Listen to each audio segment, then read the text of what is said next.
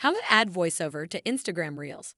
In this tutorial, I will show you how to add voiceover to Instagram Reels. The first step is to open or launch the Instagram mobile application, just like you can see here. You will land on the homepage of the app, just like you can see here. From there, tap on the Create New Post button.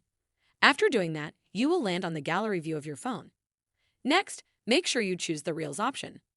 I will then go ahead and choose to record a reel. The reel is now ready. After that, tap this option named Next so that you can move to the next step. After doing that, this other page will appear. Make sure you are following the tutorial step by step to avoid making any mistakes. Okay, let us proceed. You will see here a menu at the bottom of the camera preview where there are several buttons that you can use to make changes to your Instagram reel. From them, tap on this one with the microphone icon here. You can either add voiceover to the existing one you have, or you can choose to mute the current audio the video has by tapping in this option. After that, make sure you tap on this record icon here and start recording the voiceover just like you can see me doing here. The process is that simple. I hope this tutorial has helped you find a solution to the issue you are facing.